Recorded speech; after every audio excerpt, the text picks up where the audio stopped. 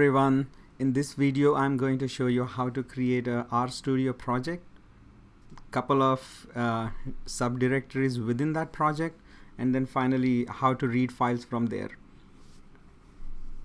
Open your RStudio IDE and click on File,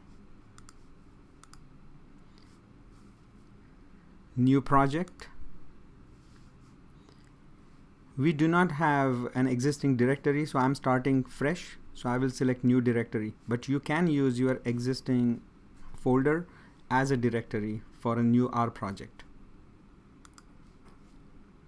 Click on New Project, and here is where you will create a folder. That is what the directory is, and you have to also pick where you want it. So I'm going to just create this as a temporary directory on the desktop, but if you want to change that, you can click Browse here and select navigate to that folder. Alright, the directory name is simply demo_proj.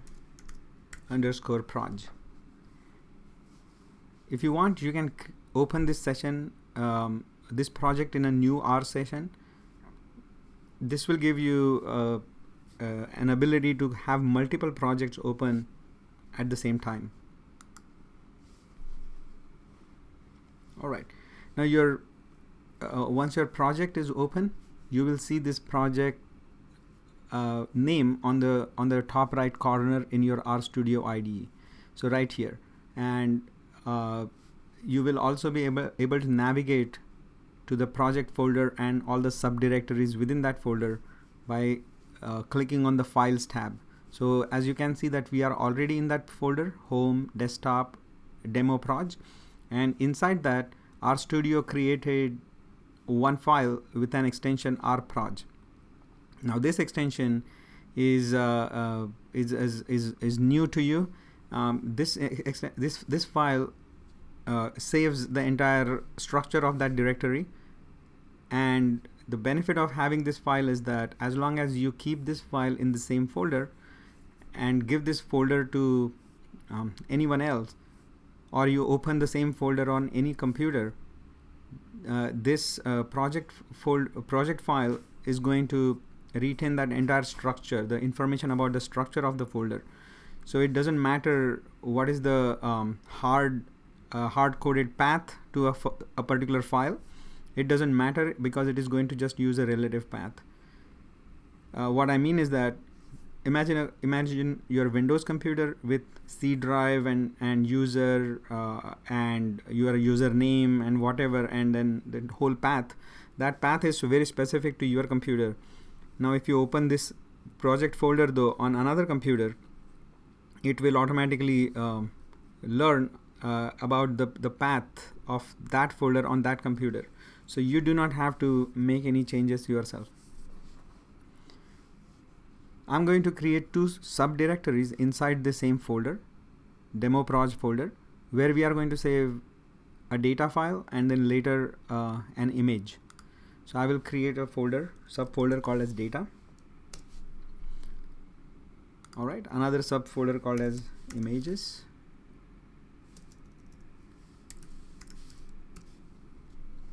Okay, now we are ready to download a data set and an image and then save it in these folders. So let's go to data.world, and this website I'm sure most of you are aware of. I'm just going to download a patient survey data from this website. It is in CSV format. Click on this download button. Now in my case, when I start this download, it will download it in the download folder because that is the setting I prefer on Safari browser on my Mac. Then we will move it to the correct place. So let's download this first. Alright, done. While we are at it, we also go ahead and download an image.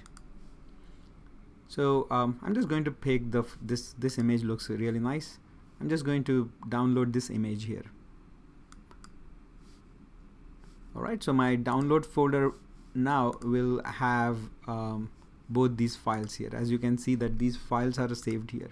So I'm going to now move these files to the project folder. So I go to my desktop and demo proj, and within that I have data and images folder.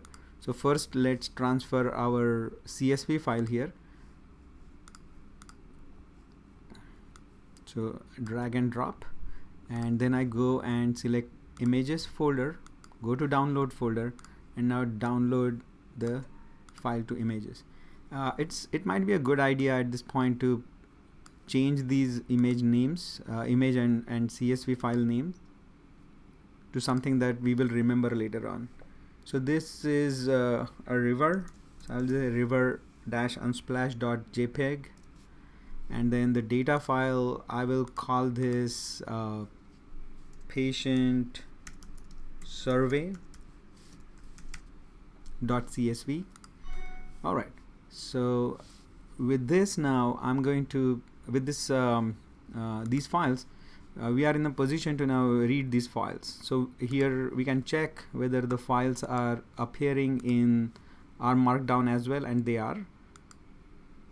Alright, so let's open a new R markdown file. Go with the defaults here. Alright, so I'm going to delete all this code. The only package that we will need here is package called as here. Now if you do not have that package installed on your computer yet, I suggest you should type install.packages here in your console and execute this. This will install that package on your computer. So that means this is a one-time thing, and once you do that, now you can call that package here. And now this is something interesting. When you execute this this line here, this chunk, it is going to show you where this specific library starts. So it says it in the console, you can see that it says it starts at users malche desktop proj. So you should see this. If for any reason, if you are not seeing this, if it is if it is starting at some other folder or some download folder, some something that you did not expect to see, I suggest in that case just go ahead and install your package, reinstall this package here. It might ask you whether you want to start your R session. Say yes and move on and reinstall it. This is something that we observed in the class yesterday in both daytime and the evening programs, and I don't know the reason for that, but it seems that reinstalling resolved the problem in 100% of the cases, so that should work for you. So so library here in my case is starting in demo proj, so that's great. I don't have to do any reinstallation here. So once this is done, now I can read the files. So the way here works is that here has understood that this is the hard link to your folder. So this will change depending on which computer you are running this, and that's the best part about using a project and using here package. So this one you don't have to type it manually. You just see, okay, verify it is the right path. Now I'm going to read the data. I will call it DT, and for this I'm going to use a package called as reader. Readr package comes bundled, I think, with tidyverse, so you already have it. And we will say read CSV. That is the function, and all it needs is a file name. Now we have to give the file the full path of the file name, right? And so what you could do for this is something very easy, is that we use a here package. I would strongly recommend that you use here : here, because dplyr also has a here function, so you don't want to have that conflict. And now inside this, all you have to do is give the first name of the subdirectory where you will find this file. So in our case, it is subdirectories data. And then second, if there is one more subdirectory within data, you can give that as well. In our case, we don't have that, and we directly go for the name of the file, which is patient survey.csv. All right. If you are wondering what exactly is here doing in this case, I can copy this and run it in the console, and we can see that it is literally a full path to my file on this computer. That's all here package does. Here package is literally, you know, pasting or appending your directory directory path, and then the subdirectory and the name of your file. It is just appending that and giving it to you. Okay, so this is the benefit of using here and the project. All right, so I now run this. Well, here it looks a lot of red. Don't worry about that. This is done. Okay, we actually have read this data. It is showing you that this function read these many columns, and what is the class of each column. So this one is a character, and this one is a double, means it is a numeric vector, it is a logical vector, and so on. So that's great. We have read our data. Now the next thing is to read the image, and for this we are going to use JPEG package, and within that read JPEG. Again, it needs only the source, and in this case source is basically the file, and we will therefore use here.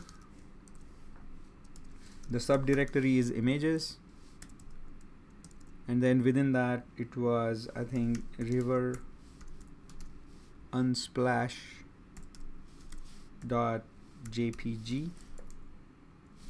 If you are not sure about a file name, you can always click here and you check that is the right one. And if you want to copy the file name from here, okay, the easiest option that I have used is I click on this here and I say rename, and so I can then copy the name from here directly, and then I paste it here.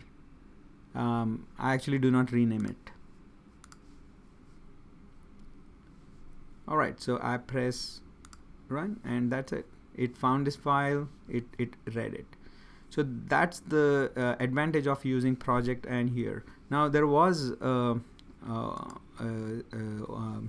think one student who mentioned that some students could not make it work because of this images folder which is not on their computer. And so yeah, that's right. So if you save this file instead of this images file here, instead of saving river unsplash.jpg in images, if you saved it directly in the folder, in the project folder, then don't use this images. So as an example, I can copy this file. It will be easier for me to do it here. Let's say I copy this file. I copied this file directly in the project folder. Okay, so it is not in a subdirectory alone, but it is also in the project folder. So now if I have to read this, I can copy this, maybe image 2, and here if I don't give this images subfolder, I just do this and run this now, run this chunk, it will work, right? Because again, if you want to know what here is doing, you can look for the path yourself, and this is the path, and we know that river unsplash.jpg exists in this demo proj folder. But if we delete this for whatever reason, if I delete this, now I'm going to get an error if I run this. All right, because it says it cannot open this because it doesn't exist anymore in the same folder. And so we know that it actually exists in this images folder. Now you might wonder that why I'm creating these folders, then why to make life difficult. The reason is that this actually makes life easier because it creates this structure for you, and then it will be very easy to find stuff. All right, so I hope that now you got the basic idea behind creating a project and then using here package, I strongly advise you to keep on using or creating projects for every class that you attend. So every week you should have created 2 projects, so that you know what files we used for which class, which, suppose we used any data files, suppose we used any images, they will reside in that subdirectory, and that way you will be extremely well organized, and you change your computer from your office computer to your home computer. You will never have to worry about changing the path names, because as you can see that in my entire this code, there is not a single hard-coded path name in anywhere here. So this is the advantage again. All right. So if you have any questions, feel free to email me, or you can call me, or we can also have a Skype call.